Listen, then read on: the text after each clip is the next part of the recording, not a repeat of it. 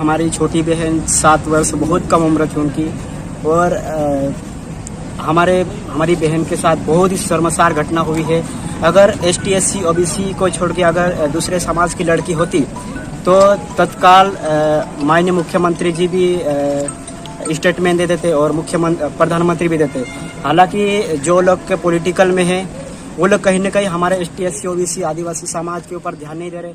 बहुत ज़्यादा हमारे साथ क्या नाम है सर आपका? मेरा नाम है संजय बघेल। अच्छा, आप लोग सब इतने सारे लोग इकट्ठे हुए हैं, किस कारण यहाँ पर एकत्रित हुए हैं?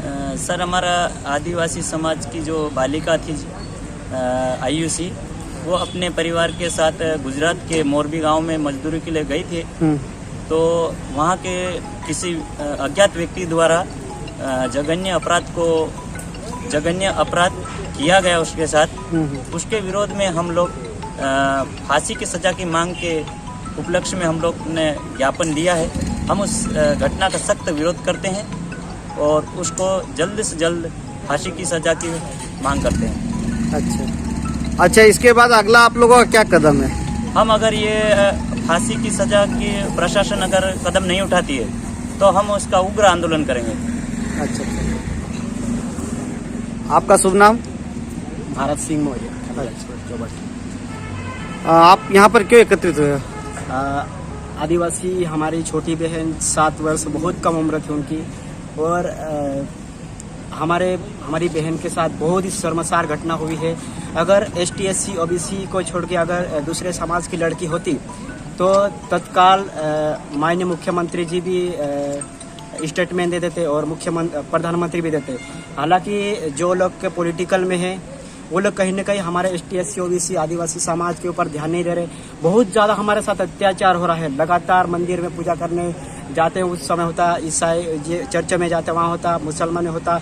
उन लोगों को मंदिर के लिए दान देने के लिए लाखों रुपए देने के लिए तैयार हो जाते, चर्च में देने के लिए तैयार हो जाते और मस्जिद में करोड़ रुपए देने के लिए तैयार हो जाते। लेकिन हमारे ST SC OBC के आदिवासी के नाम से बहुत सारे नेता बने हुए, लेकिन गुलामगिरी उन पार्टी की गुलामगिरी करने के लिए तैयार हो जाते हैं और धर्म की गुलामगिरी करने के लिए तैयार हो जाते हैं। लेकिन जिस शब्द के पीछे नेता बने हुए उस समाज की बात नहीं करते। आज हमारी बेटी को न्याय दिलाने के लिए उन्होंने कभी स्टेटमेंट नहीं दिया। हम ये चाहते हैं कि सबसे पहले युवाओं से पहले हमारे चुने हुए नेता को मैदान में पहले आना चाहिए। हम यही चाहते हैं और हमारी बहन को न्याय मिले, अन्यथा बहुत बड़ा उग्र आंदोलन होगा और भारत देश, मध्य प्रदेश नहीं भारत देश में बहुत बड़ा आंदोलन होगा। हम ये सरकार को चेतावनी देते हैं। अच्छा, अगला कदम अभी आपका क्या है? क्या रणनीति बनी है आप लोगों की? अगर हमारी बहन को न्याय नहीं मिला तो मध्य प्रदेश में बहुत बड़ा आंदोलन होगा, उसके बाद भारत में हर राज्य में आंदोलन होगा। चलो, धन्यवाद। इस समय मैं मौजूद हूँ खट्टाली पुलिस चौकी पे। आज जो आपने ज्ञापन दिया और एक तरफ सरकार कहती है कि बेटी बचाओ और बेटी पढ़ाओ और एक तरफ आदिवासियों की बेटियों के साथ दुष्कर्म हो रहा, रेप हो रहा, आप उसके ऊपर क्या कहना चाहते हैं? नमस्कार, मैं ये जो अलीराजपुर के नौगांव की जो बिटिया के साथ एक झाबुआ की जो बच्ची के साथ रेप हुआ है, बहुत दर्दनाक है। ये बहुत छोटी उम्र में हमने सुना नहीं था कि हमारे इस आसपास के ज़िलों से आज तक ऐसा सुनने में नहीं आया था। और अपने पेट पालने के लिए यहाँ से गुजरात की मुरबी में जो गए थे वहाँ पे बिटिया के साथ रेप हुआ है और रेप के साथ साथ दरिंदों ने उसका मर्डर भी कर दिया है। ये इससे बड़ी और दुख की बात नहीं हो सकती है। और ये जो जैसे कि आप यहाँ पे सरकारें बहुत वादे करती है, जब चुनाव आता है तो बेटी बचाओ बेटी पढ़ाओ के वादे भी, ये नारा भी दिया जाता है। और यहाँ पे ये मान के चलो कि अभी 1-2 दिन पहले मध्य प्रदेश के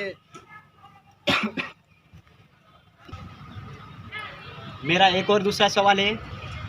अभी 4-5 दिन पहले मध्य प्रदेश के अनुसूचित जनजाति के प्रदेश अध्यक्ष कल सिंह भाभोर जी ने कहा है कि मध्य प्रदेश में पलायन शून्य हो चुका है और मध्य प्रदेश जिले के आदिवासी किसान मजबूर गुजरात कल्याण हो रहा है, तो उसके ऊपर आप क्या कहना चाहते हैं?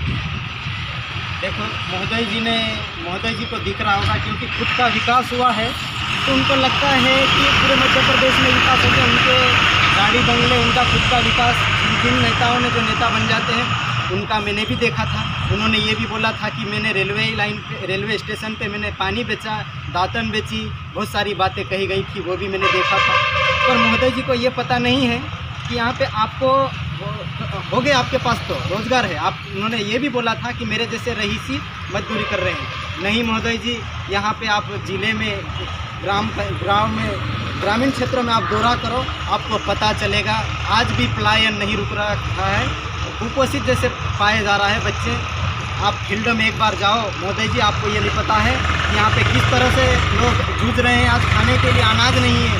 इस स्थिति में आप लोगों को ये शोभा नहीं देता। आप बहुत बड़े लेवल पे आपको गए हों और आप 2 बार एक विधायक रहे, MLA रहे, उसके बावजूद भी आप इस तरह से भाषा यूज करते हैं, ये कहीं ना कहीं सही नहीं है समाज के लिए।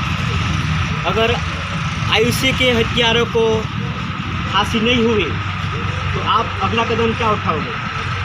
ये जैसे ये तो ज्ञापन दिया है, हम मांग करते हैं उस केस को मध्य प्रदेश हाई कोर्ट में ट्रांसफ़र किया जाए।